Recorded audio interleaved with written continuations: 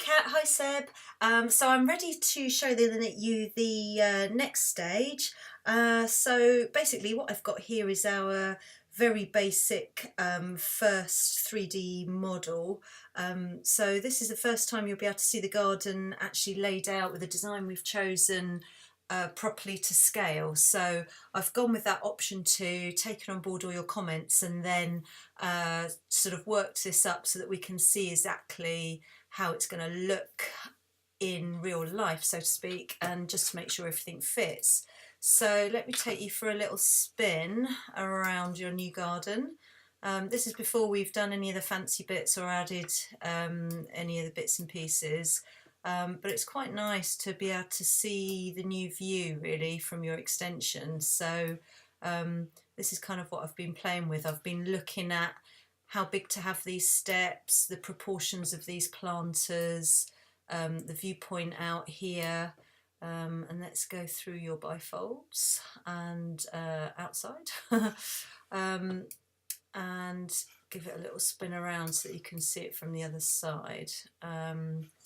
So yeah, this is your kind of new terrace area out the back, and one of the important things obviously was to try and get this dimension right. So I've set this at 2 meters because I think it's kind of the minimum we can get away with so that you're not coming straight out of the doors and straight down the steps, which I sort of never like to see. So you've got kind of 2 meters there before you go into each step, and then obviously the steps are equal distance, and I've given you a little landing strip as well because it's important when you've got turf coming up to raised beds.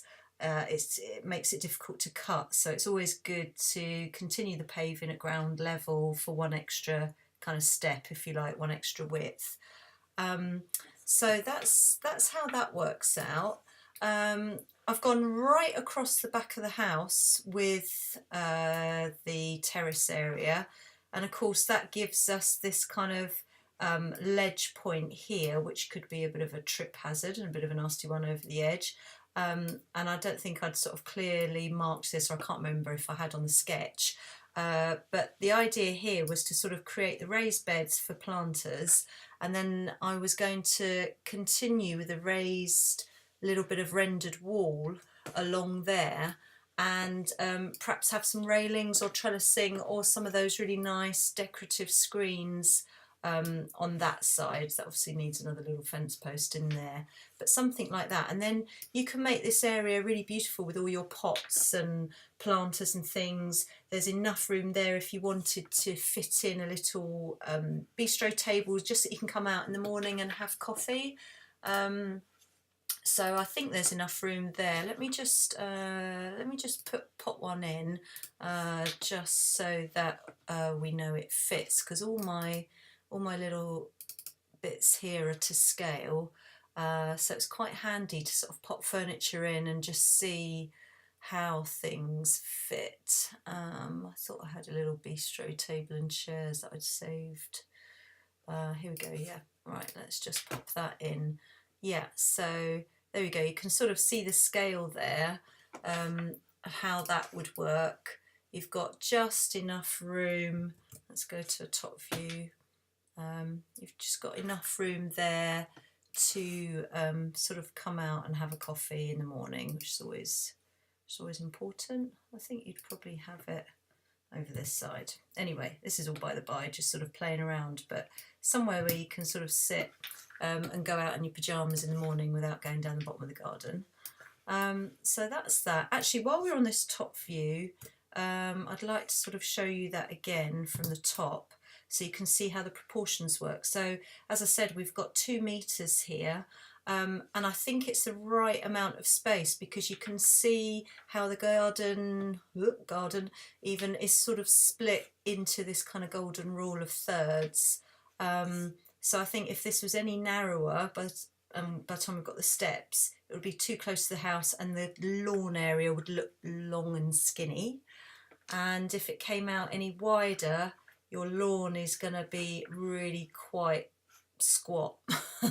So these proportions work for me, that you've got a sort of depth of patio at the back here, you've got a slightly longer sort of lawn area in the middle, and then the depth of patio, and you've got to remember that the steps take up, you know, quite a bit of room. But that's the whole point of this design. The steps are part of the kind of feature, if you like. Okay, so let's have another little spin around and go through and see what you think about this end bit. So I've been playing around with kind of attempted, I'm no architect by any stretch of the imagination, but I've been playing around with perhaps how this kind of garden building would work, playing with windows and door positions and things.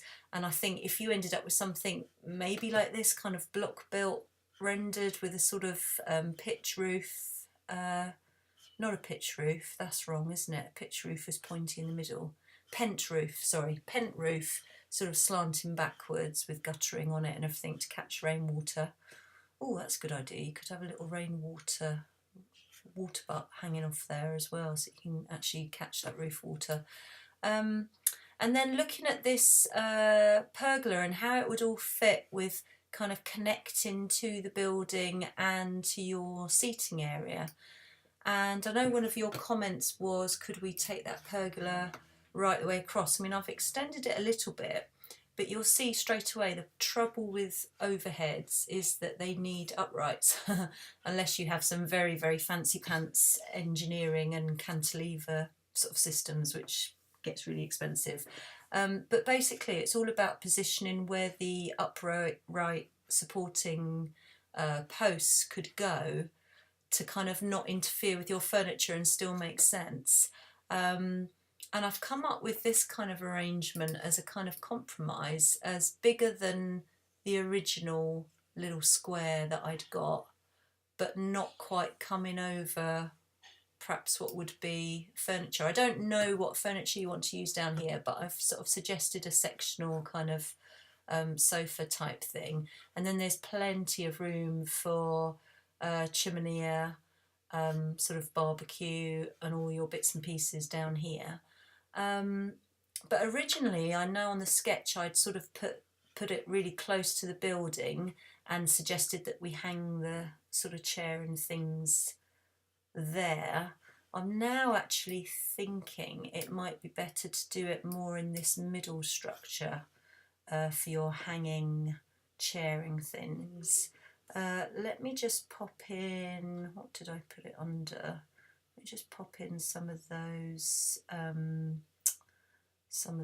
extra bits. Sorry, I'm waffling as I'm trying to find what I'm doing. There we are. Let's pop that back in. There we go. Yeah, so I was having a look at sort of ornaments and things and thinking if we put a cross beam in here, then it would make sense to have the kind of hanging egg chair there. I know we need to interchange this, exchange it even for a sort of punch bag and that kind of thing, and that then becomes part of the garden. But I'm presuming you're really only going to be going out there and using it when you haven't got guests around for a barbecue. So I'm thinking that might still work. But yeah, I'd like your sort of comments and feedback on that, please. Whether we have this, you know, what your thoughts are on this kind of pergola structure that I've come up with. Obviously, if we were to go overhead here, we'd need another post. Oh, I haven't sort of made this clear that the maximum that I think that you should go between upright posts is 2 metres. Now, I've got that in my head from something a builder told me once, and it's kind of what the rule I stick to for landscaping projects. That one I've actually gone narrower so that it doesn't interfere with sort of sofa and furniture. It's a bit of, yeah, it's a bit of a tricky one. It's a bit of a chess game to try and get your posts in for your overhead beams, but not affect your furniture layout too much, if that makes sense. So this is a sort of compromise here. To put a post over the other side of the furniture, the expanse is too far, I think, for kind of wooden beams. Obviously you can expand, you can span bigger distances with steels and that, but we're not doing steels. So yeah, from here to there we're at kind of 235 centimetres. You might get away with it. I might need a bit of advice and you know, some extra thought into this exact spec of how we're going to build this pergola. But for now, I'm going to leave that out there for you to feed back to me on and see what your thoughts are before I sort of charge ahead. And then I've kind of incorporated an idea that I think I had on option 1, which was to just put in some little uprights and cross beams at different levels so that you can put on some little lanterns and pots and ornaments and things and make this almost like a bit of a shelving unit. Okay, now let's go out again and go back to the overhead again, and you can see the whole thing. So this works out quite nicely with the little play area. We've got enough room there for a kitchen, little mud kitchen, blackboard and the sand pit, still keeping our little hedge idea in there. Now the only thing I'm a bit concerned about is all the space for all our other bits and bobs. So I've popped this in here just so that you can see how much room we would need and would be taken up in this utility area, and I've got some other options here. So on the original plan I'd got some raised beds here sort of planned out here, and I think one of the comments was could we possibly include some kind of potting shed, cold frame, or you know, other bits and pieces. So I wanted to show you how much space the very smallest shed would take up. That's the smallest kind of shed that I could find, and we are, at the moment, we've lost our raised beds, so that sort of defeats the purpose really of having the potting shed, I suppose. That's 1.6 metres, and going back the way roughly 1.4. I've got a little cold frame in there as well, but you can see my problem that actually squeezing a shed in isn't quite working because it takes up the whole room where we want to have our raised beds, and I can't think where else to pop a shed where it won't look really ugly. Down the side here I've got enough room for a compost bin sort of down there, and I think you can have little growing areas, as I said, to sort of grow up the fence, sort of tall stuff. But yeah, I'd just like your advice and input about sort of really how much the sort of importance is of all these things to you. If we lose the real shed, the only other option I could think of was one of these little, have you seen these? These are like the little bike sheds that you can get. They're called bike stores. So these are smaller, much narrower, and I was wondering if you could fit, obviously you're not going to be able to go in there to do potting, but I was wondering whether that kind of thing would work just for the lawnmower, basically, whether we could squeeze something like that in. But again, you see already how much room it takes up, and then I even sort of looked at greenhouses and thought, we haven't really got space for anything like that. I think the best you could hope for is a little cold frame. So I'm just wanted to show you how tight we are for space really, and to sort of ask, like I say, the sort of, you know, what to prioritise. We need to start making some sort of priorities, I suppose. If I take that out, see there's not even enough room to squeeze that in down the side, because we won't be able to get into it. So then I thought maybe you could just have a bench area, just a little kind of potting bench somewhere down here, and then I can squeeze the raised beds back in for growing. So what if you just had, that is quite big actually, what if you just had something, you know, just an outdoor bench area for potting up, a little cold frame that could perhaps just about squeeze onto the other side. No, I am squeezing things in there. And then we could have a sort of L-shaped arrangement of raised beds here. So I'm wondering how that would suit. So yeah, let me know. That all these things are interchangeable, but I thought rather than draw it all out first, I'd just run that by you, and I think it helps to actually see it on a model how tight we are for space once things are all to scale. But yeah, have a little play around yourselves on the printout and just see what you think about what what you want to prioritise there, and what you're gonna get most use out of really, and what you need the most. Yeah, so I'm going to get rid of that for now because that's annoying me because that just went on an angle. Sorry about that. Right, okay, back to the overall design. So I think the space and the proportions work. The amount of space we've got divvied up for play, chill out area, office space and planting. So now I want to show you the full effect. It looks fairly boring and bog standard before all the lovely plants go in. So I've been playing around with planting. There you go. What a difference. Suddenly it's a garden. How beautiful. Look at your nice new space. All you've got to do now is build it. Right, let's spin this round for you again. Sorry if this is making you dizzy. Right, there we go. Let's look at it from this. It just needs to take time to catch up. The main thing, your main worry was privacy as well on this boundary. So I've popped in the pleached hedge there so that you can see how that's going to look in that planting area. I imagine these planters being quite colourful and getting all your sort of colourful mixed perennials and a few little shrubs in there. Perhaps even, I think we said maybe obelisks, and you can sort of grow up sweet peas and things.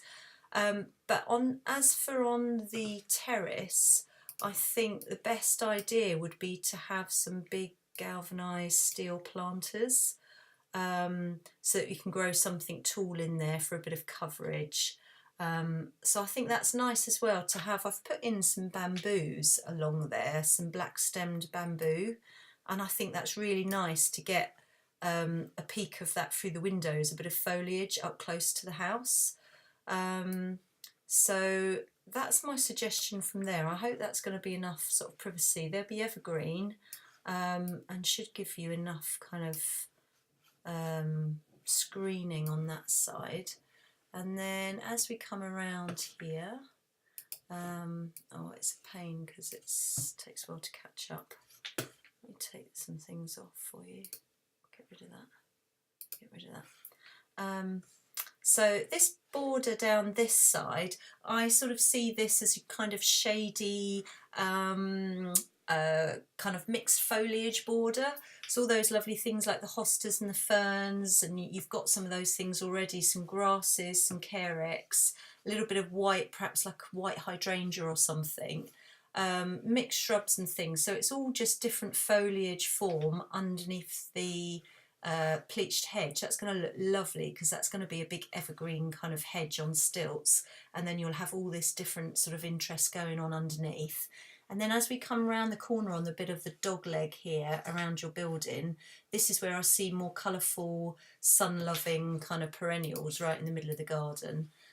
So I've kind of suggested in there, you know, a bit more height so that you've got that back area screened off a little bit. Again, some tall grasses, and then just planting things in 3s and 5s, nice big blocks, big groups of planting. So that you can get a really good impact effect. I'll just let that catch up again.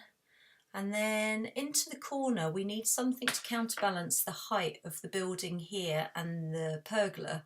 So I thought perhaps we need to go for a sort of large multi-stem shrub or a small tree, something like Amilanthia, or a small prunus or something really pretty there in the corner, but it just kind of counterbalances the height that we've got on this side. We need something here, and we also need something to sort of finish off the pergola, because where the pergola ends, I want something sort of soft and tall in that corner, and a bit of planting behind and around your sofa seating. So what we don't want is the sofa just pushed right up to the boundary. So really nice to have a bit of kind of planting coming all around you. So hopefully you'll be able to use a lot of your bits and bobs that you've already got. And then I started adding all sorts of things and thinking this view down here and to the office would be really nice to bring back some of the bamboos, the tall bamboos that you've got from the side of the house, the back of the house, down here, and that just, I don't know, it just feels like it sort of balances the whole thing off, that you've got a bit of repeat planting and you've got the same effect. You've got something to look at through these windows, and a nice screen. Again, it's just sort of repeating. You've got the lovely screens up by the house. Having the screens on the back boundary wall here kind of draws the eye down to the back of the garden and sort of balances the whole thing there. So that's the idea behind that. Okay, I don't know if I've shown you from this view, have I? Let's go through the trees. Oh, what's happened there? Oh no, that didn't work, did it? Right, let's try again. Let's go down this way. Oh, it's very hard to get the views that you want on this thing. Sorry about this. It's being slow and clunky. There we go. Okay, so looking from your little chill out area at the bottom of the garden, back up to the steps, to the back of the house. It's really nice actually, because these are real features, these big planters. You'll have all your sort of planting and veggie kind of tools and utility area hidden away. And I've just put in a few little lanterns here. You can do all sorts. You can fill all of this to your heart's content with all your pots and planters, and little lanterns, and put cushions on the steps and stuff. So there we are. Okay, I hope that all makes sense, and that I haven't made you seasick by spinning this around too much. I get carried away, but I just like seeing it from all angles. I think it's really helpful to just be able to view the whole thing, and imagine what it will look like, you know, when you're sitting down here looking back and out through the windows. So there we have it. So yeah, if you could give me your feedback on the kind of proportions of the pergola, whether this works for you, if you want to make some changes here, what we should do about your growing utility area, and if this size of the patio is okay, and the privacy screening options are okay. And I think that's it. And then once we get all those details buttoned down, you know, I'll make sure this all works properly, and yeah, just do some final tweaks and changes, just to make sure it all works to scale, and sort of start finalising plans really. So that's your new kitchen window view. It's lovely, isn't it? Because you've got this sort of you know, picture effect, and then it's kind of echoed down the bottom with the pergola down there, and then you've got the big focal point of your egg chair or a hammock or a swing or whatever you want, and you've got some softness all around it as well. You can still see over this little low hedge, so you can watch Little and play, and he's all safe there.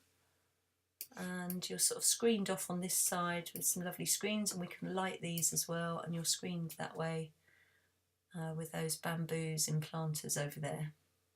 There we go. All right, so take care for now. Hope all's going well, and I'm going to give you another little scan of this border before I go. Same thing again, I'll send you another printout of this, and just make all your squiggles and amends and any suggestions on that, and get back to me when you can. Okay guys, bye for now.